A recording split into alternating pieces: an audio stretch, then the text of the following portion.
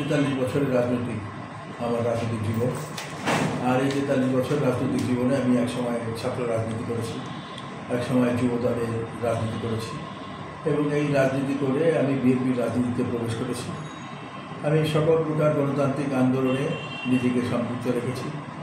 মামলা হামলা যে সব কিছু মাথায় নিয়েই এই দলের সাথে দলের নেতাকর্মীদের হয়ে কাজ করার চেষ্টা করেছি। রাজনীতিতে প্রত্যেকটা মানুষেরই প্রত্যাশা থাকে রাজনৈতিক জীবনে যে একবার এমপি নির্বাচন করা এবং জনগণের কল্যাণের জন্য নিজেকে কাজ করা। আমি প্রান্তিক জনগোষ্ঠীর অনেক সমস্যা আমি নিজে চোখে দেখেছি। এইগুলি খুলনা শহরে এমপি হয়েছেন অনেকেই অনেক পদ পেয়েছেন, কিন্তু এই প্রান্তিক জনগোষ্ঠীর মানুষের জন্য যে কাজগুলি করা দরকার ছিল কেউই এই ধার কাছতে যাননি। খুলনায় আধুনিক কোনো বড় হসপিটাল নেই, আধুনিক মানসম্মত স্কুল নেই, ক্যাডেট কলেজ নেই, বিমানবন্দর নেই। মোংলা পোর্টের ড্রেজিং করে মোংলা পোর্টকে আরও আধুনিকায়ন করা দরকার ছিল, সেটা নেই। খুলনায় ভালো স্টেডিয়াম নেই, আন্তর্জাতিক মানের কোনো খেলা নেই, খুলনায় কোনো ভালো শিশু পার্ক নেই, ভালো কোনো পার্ক নেই, কোনো কিছুই নেই। চারিদিকে তাকালে শুধু নেই। কিন্তু খুলনায় যথেষ্ট পরিমাণ সরকারি অর্থ ব্যয় করা হয়েছে বিভিন্ন প্রজেক্টে, কিন্তু সেগুলি বাস্তবে কোনোদিন রূপ লাভ করেনি। আমরা প্রত্যাশা করি যে আমি প্রত্যাশা করছি যে আমি যদি দলের মনোনয়ন পাই, খুলনার উন্নয়নে সার্বিকভাবে খুলনার মানুষ খুশি হয়ে যায়। খুলনার মানুষ যেন প্রতি মুহূর্তে বলে যে খুলনায় সব কিছুই আছে, আমাদের এমন কোনো যা দরকার ছিল সবই হয়েছে। দেখুন, কর্মসংস্থানের সুযোগ নেই, এখানে মিল কলকারখানাগুলি সব বন্ধ হয়ে বসে আছে। কলকারখানাগুলি চালু করা, এখানে নতুন নতুন কর্মসংস্থানের সৃষ্টি করা, নতুন নতুন ব্যবসা প্রতিষ্ঠান, ব্যবসার সুযোগ সৃষ্টি করা, ব্যবসায়ীদের প্রণোদনা দেওয়া, তাদের উৎসাহ দেওয়া এবং খুলনা একটা পর্যটন নগরী হিসেবে খুলনাকে গড়ে তোলা।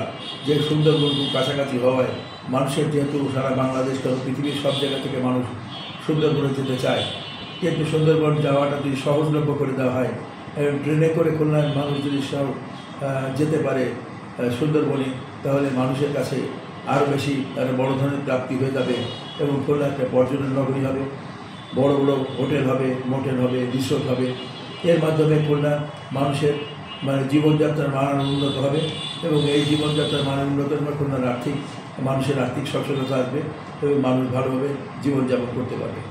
ভালো শিক্ষা প্রতিষ্ঠান গড়ে উঠলে শিক্ষা প্রতিষ্ঠান সেখানে বিভিন্ন জায়গায় চলে যায় খুলনার ছেলেমেয়েরা।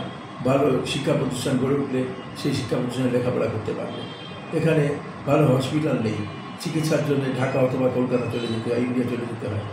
যদি মানসম্মত হাসপাতাল গড়ে তোলা সম্ভব হয় তাহলে মানসম্মত একটা হসপিটাল তৈরি করা, যেটি 16-17 বছর ফ্যাসিস্ট সরকার বাবার নামে আবু নাসের দেওয়ার পরেও সেই হসপিটালের আধুনিক কিছু নাই, কোনো চিকিৎসা বলে কোনো কিছু নেই। এখানে মানুষ এক প্রকার বিনা চিকিৎসায় মানুষের মৃত্যুবরণ করতে হচ্ছে, মানুষ অসহায় অবস্থায় আছে। আমরা এইগুলি খুব কাছ থেকে মানুষের এই দুর্দশা দেখেছি। আমরা হসপিটাল বানাতে চাই। খুলনায় খেলাধুলার জন্যে ভালো স্টেডিয়াম নেই। খুলনায় 2টা স্টেডিয়াম আছে। একটা স্টেডিয়াম ফ্যাসিস্ট সরকারের আমলে তাদের বাবার নামে আবু নাসের স্টেডিয়াম দেওয়া হয়েছিল। সেই স্টেডিয়ামটির যে অবস্থা ছিল তার এখন একটা জরাজীর্ণ অবস্থায় চলে গেছে। আমরা স্টেডিয়ামটাকে আধুনিকায়ন করা এবং স্টেডিয়ামটাকে এবং আন্তর্জাতিক মানের খেলা এখানে খেলার ব্যবস্থা করার মাধ্যমে আজকে তরুণ প্রজন্মকে খেলার মাঠমুখী করা এবং খেলাধুলার দিকে নিয়ে যাওয়া। আমাদের সন্তানরা আজকে মাদকের সাথে জড়িয়ে পড়ছে, এই মাদক মুক্ত করা এবং মাদক মুক্তকে মুক্ত করার জন্য খেলাধুলার দিকে নিয়ে যাওয়া এবং লেখাপড়ার দিকে নিয়ে যাওয়া। ভালো সাংস্কৃতিক কেন্দ্র নেই, থিয়েটার নেই, যেখানে ভালো ছবি দেখবে, ভালো অনুষ্ঠান করবে, তার ব্যবস্থা করা। দেখুন, শিববাড়ির জিয়া হল চত্বরে জিয়া হলের নাম করে একটা হল ছিল, যেটি ফ্যাসিস্ট সরকারের রোশনারে পড়ে সেই হলটিকে ভেঙে চুরে মুখ দিয়ে দেওয়া হয়েছে, জায়গাটা খালি পড়ে আছে।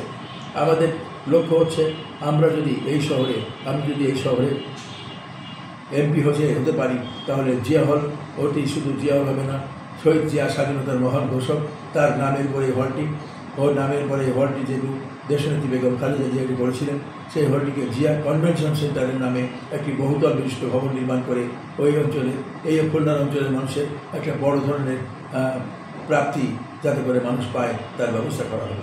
অর্থাৎ সার্বিকভাবে খুলনার উন্নয়নে আইন শৃঙ্খলা পরিস্থিতির উন্নতি ঘটানো, মাদককে না বলা, সন্ত্রাসকে না বলা, ছেলে মেয়েদের লেখাপড়ার ব্যবস্থা করা, খেলাধুলার ব্যবস্থা করা, এবং খুলনাকে একটা সর্বোচ্চভাবে খুলনাকে একটা পর্যটন নগরী হিসাবে খুলনাকে গড়ে তোলা এবং খুলনার সার্বিক উন্নয়ন করাই আমাদের কাজ।